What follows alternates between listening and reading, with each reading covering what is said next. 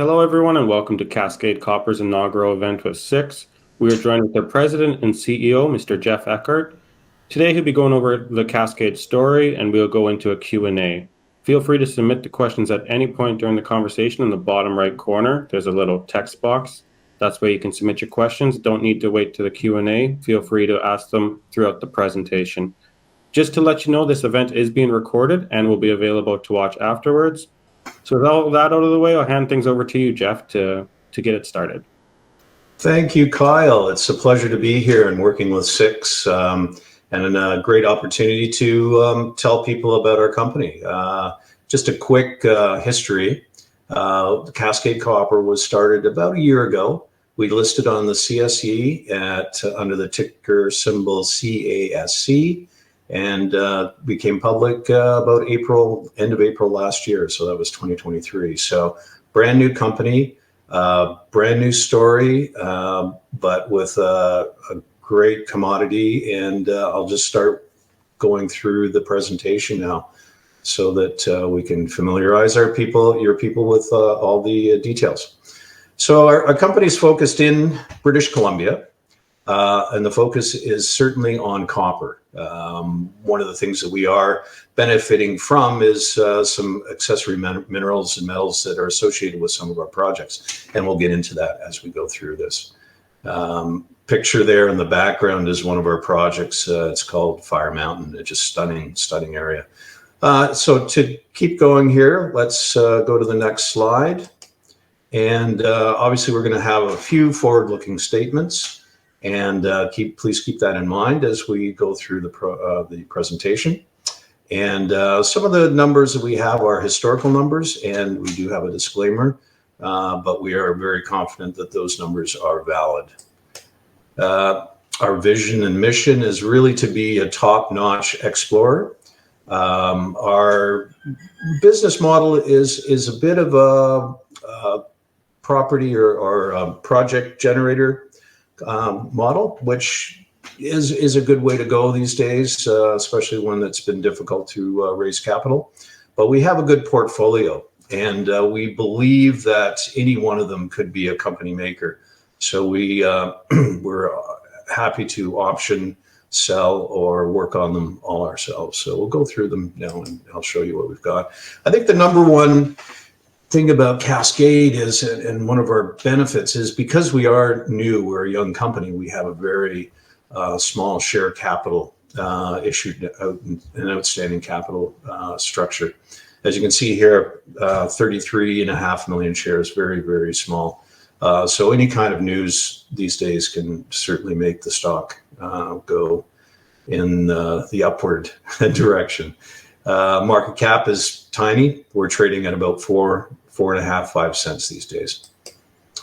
Now, one of the things, when we look at exploring as a company and as a team, we basically have to look at a couple of key points that really drive us forward in what we're looking for, where we're looking, and what commodities we're looking at.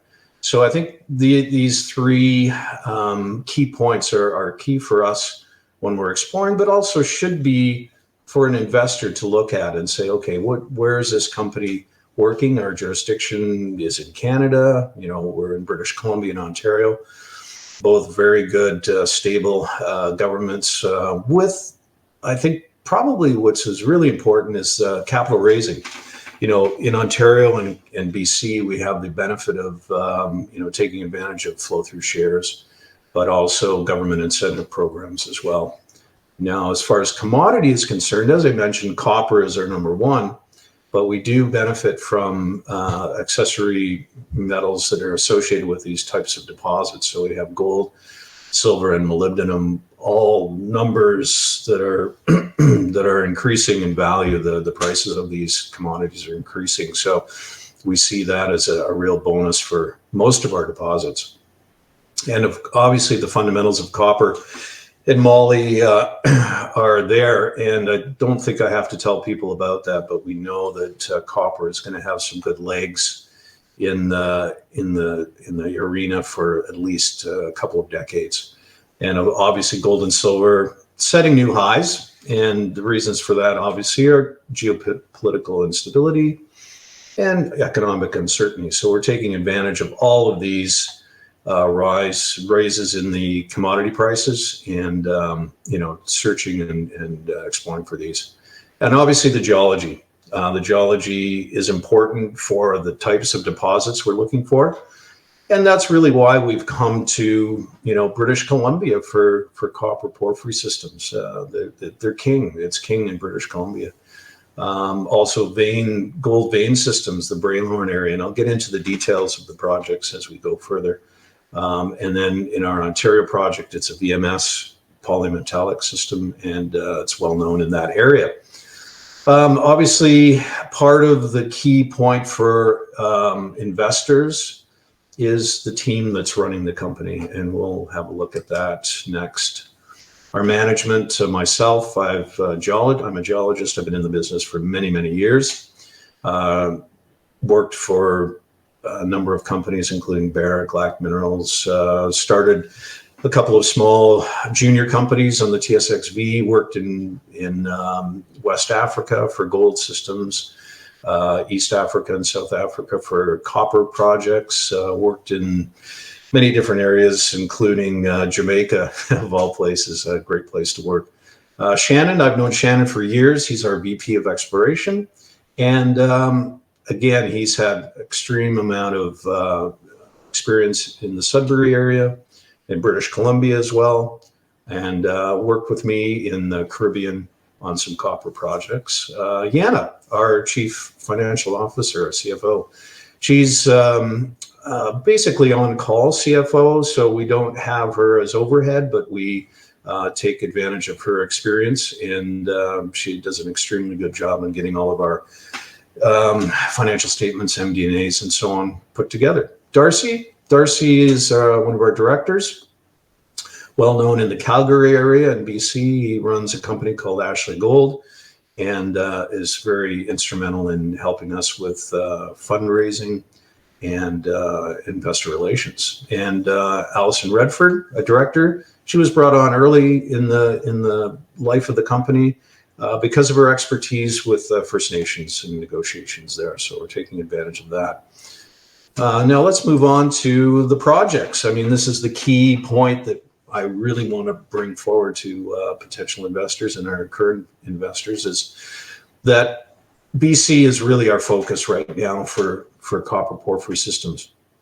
We've got two in this particular belt. This belt is called the Cascade Magmatic Arc. It's in the southern BC, maybe not traditionally known for its porphyry systems, as say compared to the Golden Triangle, which seems to get a lot of attention these days, and for good reason. There's some great deposits there, but I don't think we can forget about some of the deposits that are found in this area. And down into and Washington State, for instance, we've got a couple of three very large porphyry systems: Glacier Peak, Middle Fork, and Margaret. You can see on this slide here that the numbers are quite substantial, well over 1 billion tons. And in BC as well, we've got some great deposits nearby. New Prosperity deposit, over 1 billion tons. Highland Valley, which is just out of the magmatic arc, but still a significant size. And you can see, 1.2 billion tons. And then a further bit to the east towards Kelowna, Copper Mountain. So we're in the right area here. And Rogers Creek, I'll start with that because it was really our flagship property. It was the one that we became public with, and a fair amount of work has been done in the past. And we really like it because it's a drill-ready target. Fire Mountain just nearby, similar kind of geology, but has not ever been drilled. It's sort of a new discovery, and I'll talk about that a little bit further on. And our Bendor project is not a porphyry system, but it is a gold vein system that's in the right area. So let's move on, and we'll talk more about Rogers Creek. It's a copper gold porphyry system. It's located about 2 hours from Vancouver, about 40 minutes from Pemberton. If anybody's been in that area, they know that the infrastructure there is really quite good. It's a place that has seen a little bit of work in the past, and we've got some historic work that was done, and we've collected all the data, and that's key for all of our projects, even though they may have had previous exploration by other operators. We have the ability and have the benefit of keeping and using the old data. So at Rogers Creek, you can see from the pictures here that we've got great infrastructure. You know, we've got roads that drive right, we can drive the drill right up to the site. Great rock exposure. We've got hydroelectricity nearby if we need it, free-flowing water. So it's an ideal situation for infrastructure. And I'll draw your attention to some of the historic drilling that was done there. And this is early on. This was back in 2010 and 2011. So they didn't have as much data as we have now. So we've got the benefit of knowing where some of the earlier work was done. We've done IP, we've done rock samples, we've done a whole bunch of different things in the area. And we've come up with 3 target areas at Rogers Creek. And I think what we're just going to talk about today is target 1. And it's a porphyry system, an intrusive related, and we've got lots of data in this area. As I mentioned, IP, we've got the magnetics, we've got some previous drilling, soil sampling, and maybe even more importantly, we've got some hyperspectral alteration mapping, which has really helped us sort of zero in on the alteration areas associated with porphyry systems. So we'll go on to here, and this is a more or less a cartoon, but it shows a cross section of the Rogers Creek porphyry system. And you can see on surface, they've had some fantastic grades that have come up from surface sampling. And our interpretation of this is that there are fault systems that are tapping into a deeper porphyry system. And those fault systems are bringing all these numbers, all the copper, gold, and silver numbers to the surface. And that's what probably created a bit of a distraction with the early drilling, is that they were drilling these faults rather than the porphyry system at depth. So this is where our benefit is. We've done a lot more work since then, and I'll show you what we've done.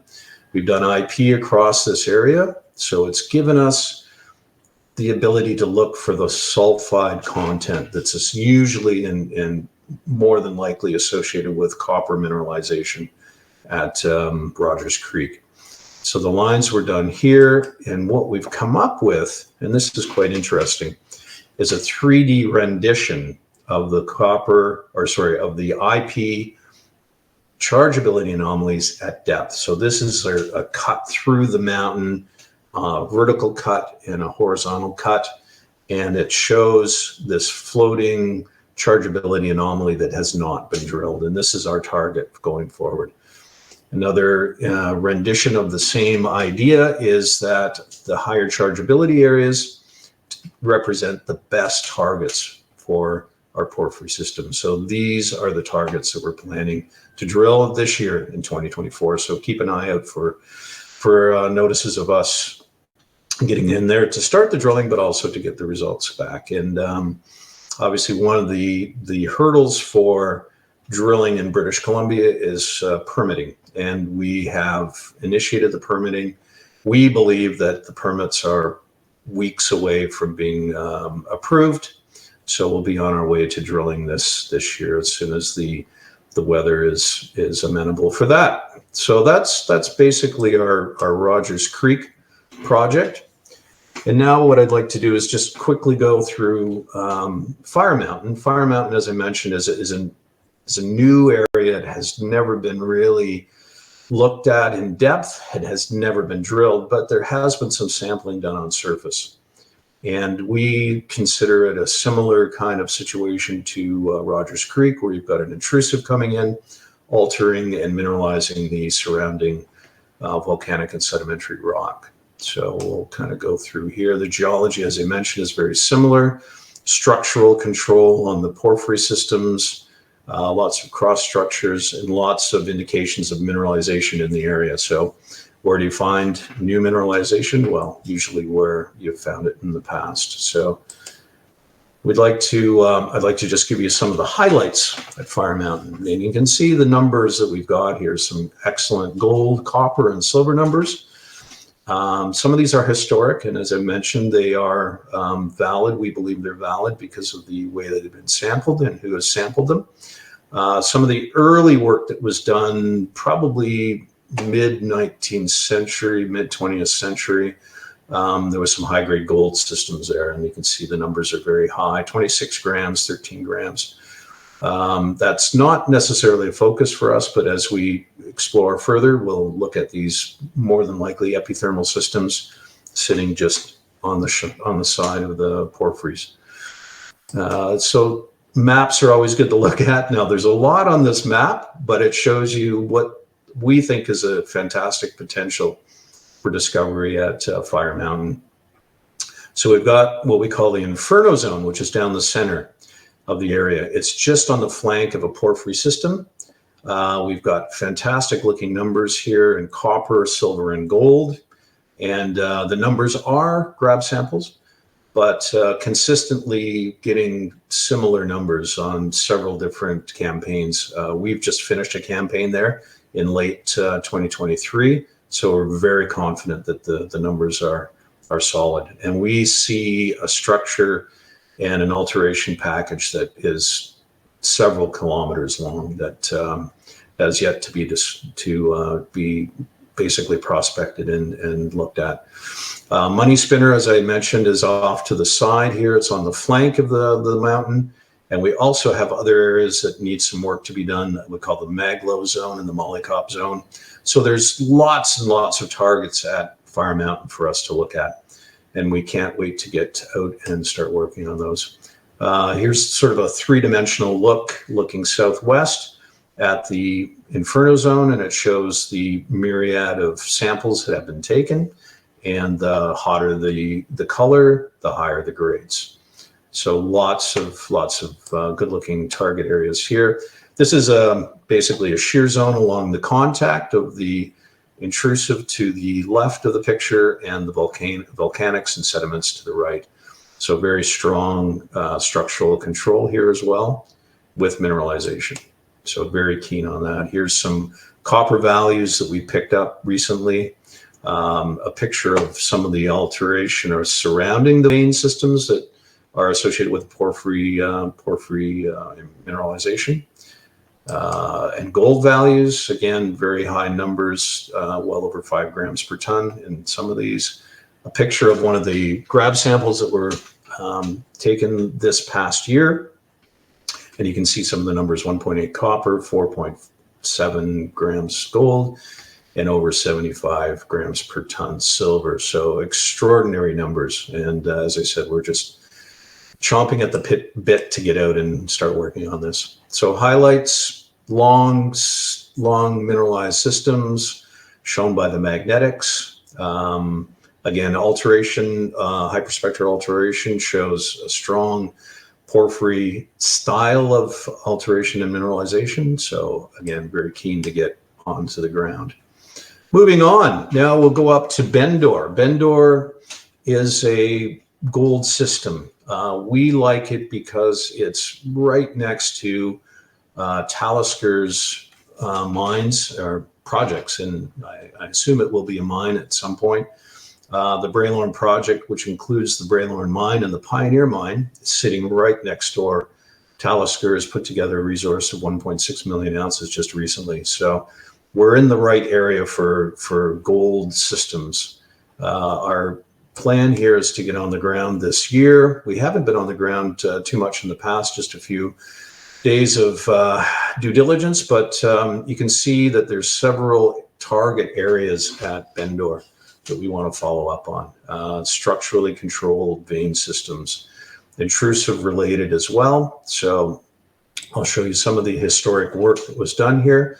There was underground work, underground drifting and development, and you can see that the numbers are pretty substantial. up to 27.5 grams per ton over 5.3 meters. So really a good, strong system, high-grade system that we're looking to follow up in the coming year. So the project summary: gold and arsenic, broad halos of silicification. We're in the same area as Talisker, and lots of potential at Bendor. Now we're moving back a bit to the east now, as we'll work our way to the east and eventually end up in Ontario. But this project here, we call it Copper Plateau. It was a new acquisition for the company. Picked it up late last year. I think it was October. We purchased 90% of it outright from a company based in Calgary.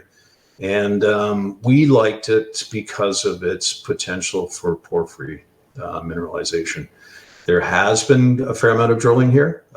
We see about 90 holes were drilled.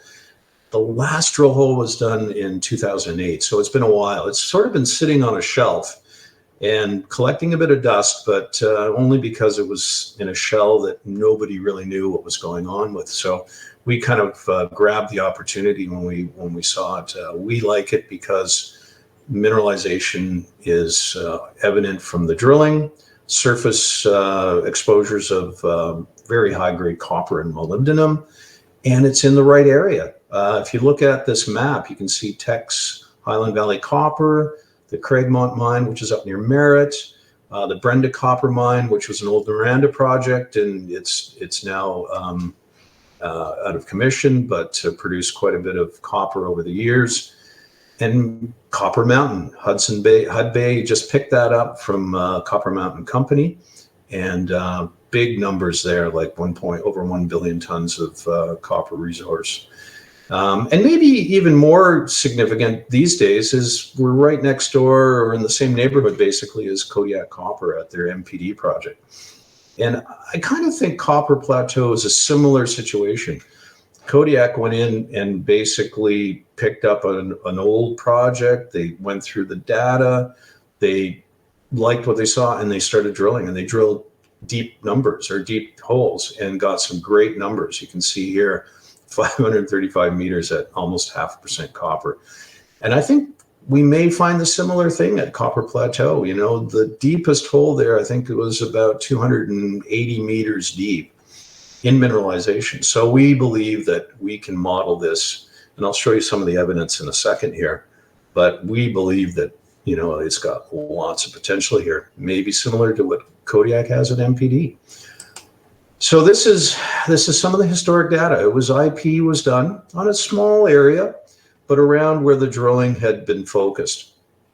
And you can see this is a chargeability anomaly, and it's a 3D rendition, so you have to kind of think 3D on this, but it's really showing that there's strong chargeability anomalies that are associated with the grades, the higher grades. So any of the colors that you see in these drill hole traces are showing anything over 500 ppm copper.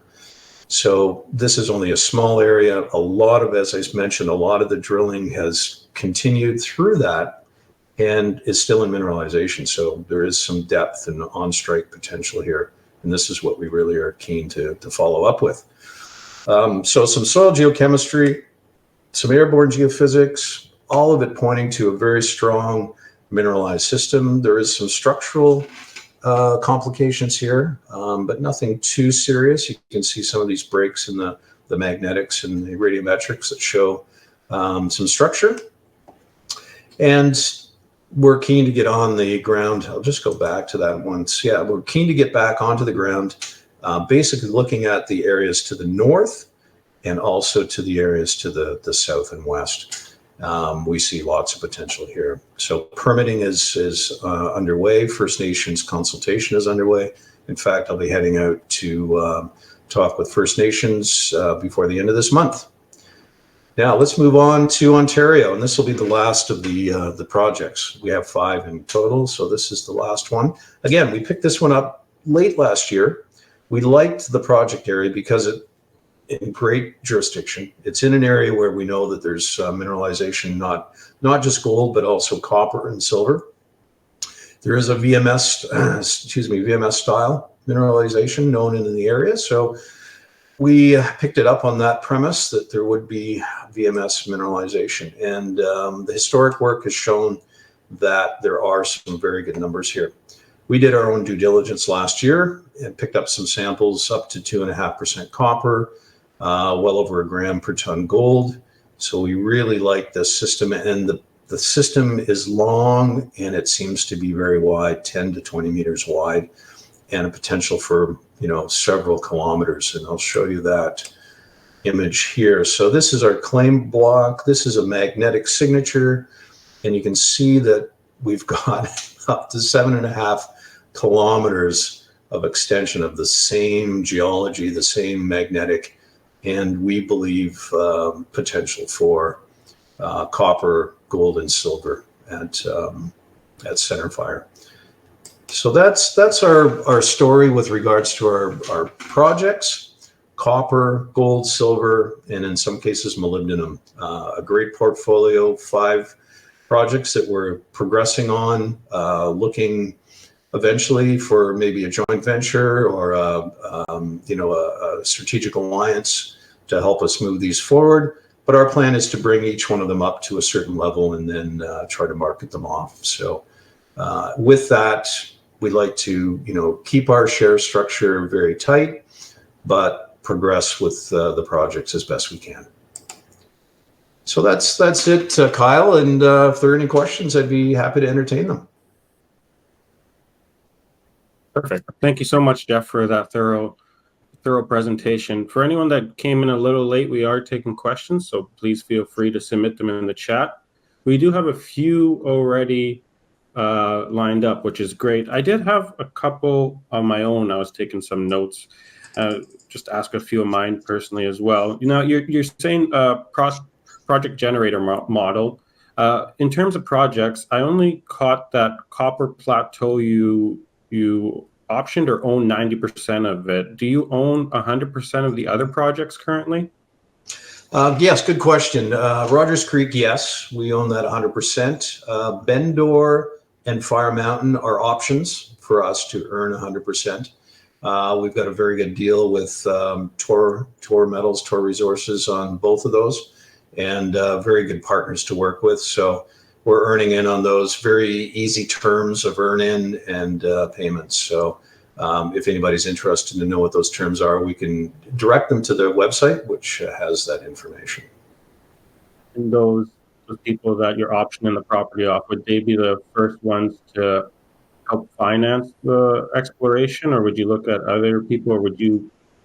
Yeah, it would be other people, and we've already attracted some very good attention by attending, Roundup and at PDAC, for instance. We did sign a couple of CAs on 2 of our projects in BC. So there is interest, and as you can imagine, anybody that is in the copper business, whether it's a producer or a developer, they're looking for assets, right? They're looking for a mine to put into production maybe in 5 or 8 years from now, because the ones they have are going to be running out, or they see the demand is going to be so high they really need to up their inventory, their resources, and so on. So what we're finding is that a lot of these bigger companies are coming further down what I call the food chain in looking for potential mines for the future. So that's why they're coming to companies like Cascade and looking at our projects with, the great potential that they have. Excellent. I have one more question, and then we'll go to the audience. Again, I only noted that you were talking about drilling for Roger Creek, permits within weeks. Is there any permitting requirements for any of the other projects? And on top of that, are you planning on drilling any other projects besides Rogers Creek this year? Yeah, thanks for that question. It's a good point. I guess I mentioned Rogers Creek because it's the one that's furthest along in its permitting process. And BC it's been taking some time, but we have started a permitting process in Ontario on our Centerfire project. So we plan to do not only drilling, but some airborne geophysics and so on. The permitting process is really more for any kind of what you would call invasive type of exploration. So drilling, for instance, is probably at the top of the list. In some cases, we can get in and do prospecting and sampling and that kind of thing without permitting. But any kind of geophysics where there's line cutting and so on and so forth needs some geophysics or needs some permitting. So yes, for instance, at Fire Mountain, we won't be doing any drilling there this year, but we'll start the permitting process. It is above tree line in most of the cases, so we can get away with doing a lot of work without disturbing much. Copper Plateau over near Kelowna, Princeton, Penticton area. We would like to drill that this year, and hence the start of our permitting process there and the First Nations engagement. So that's ongoing. So yeah, 3 projects we'd like to drill this year: Rogers Creek, Copper Plateau, and Centerfire. Perfect. Thank you for that. Jump into the Q&A. This question seems to be fit and following that. What are your plans for financing the drill programs? Yeah, financing, as I mentioned in one of the first slides, that because of the jurisdictions we're in, we can take advantage of flow through. And it seems to be available these days. So I'd like to do that. We're talking to a couple of companies about flow through. So that's probably going to be the majority of our exploration financing will be through that facility for 2024. And is there any intention to uplist this year? Tony is asking. Uplist as far as going to TSXV. Is that what the inference is? I would assume. No, not at the moment. We've been very happy with the CSE. Volume-wise, we're getting volume. I think the costs these days probably are similar to TSXV. We don't see a huge advantage at this point. Maybe as we grow our market and our market cap increases, then we might consider that. Thank you. Rock, now you did mention flow through for the majority of the financing for the drill program. He's just wondering about the cash in the bank currently. Yeah, we just completed a hard dollar raise. We raised $225,000. So that's basically, we're sitting with that a little bit more. But that'll keep us with G&A and so on for most of the year. So I think the exploration will benefit from flow through. The G&A and so on will benefit from the money we've just raised. P. Findel is wondering if there are any social hurdles to development, in brackets, communities, towns, roads, etc. Can you speak on the logistics of, I suppose, all the projects? Yeah, I mean, we're certainly not at the development stage right now, but you do have to think about that. And that's one of the reasons why I've said, the jurisdiction is extraordinarily important for us. It doesn't matter where you go in the world. Like I said, I've worked in Africa, and the social engagement is key right from the start. Maybe even before you get a hammer on the ground, you've got to make the introductions. You've got to talk to the people, the local stakeholders, whether it's village people in Africa or the communities that you're working in and around. And we've done that at all of our projects: First Nations, local people, local businesses, for instance, infrastructure, that kind of thing. So that is all part of the equation. Now, as far as development is concerned, I mean, I think all the jurisdictions that we're in are pro-development. In fact, I know they are. British Columbia, for sure. We can see that there are developments happening. There's mines being put in place. There's negotiations with First Nations, and everybody understands that it takes time and money. And I think everybody can benefit in any place that they're working with. Ontario, the similar kind of thing. And maybe just one mention about permitting in Ontario. We see that as a bit of a quicker process than perhaps in British Columbia. So we're keen to see a turnaround in our permitting there, 45 to 60 days. So it's all important, and we think we've addressed all of those issues right from day one. A fitting follow-up question Rock has here is wondering if there's any existing mills near enough for you to take advantage of in terms of partners building new infrastructure. Yeah, that's a good point, and I would say the one that comes to mind certainly is the Bendor project, high grade gold system, just down the road from a company that is keen on putting something together. I know that Talisker has got some offtake agreements for milling offsite, but I think that's a key point for maybe getting a partner up at Bendor. Now, for the other copper projects, Copper Plateau I think benefits from being in the vicinity of a company like Hudbay, sitting next to or in the same region as the Copper Mountain mine. So I think there are some benefits there. There could be, even merger or an acquisition or benefits of combinations with a Kodiak, a similar company that's doing work in the area. If they have success, then we have success. If they go to development, then our project there has the benefit of taking advantage of that infrastructure. Ontario, similar kind of thing. There's lots of things happening in the Dryden area. We probably won't be the first ones to put a mine in place, but there are hints that there are other companies doing that.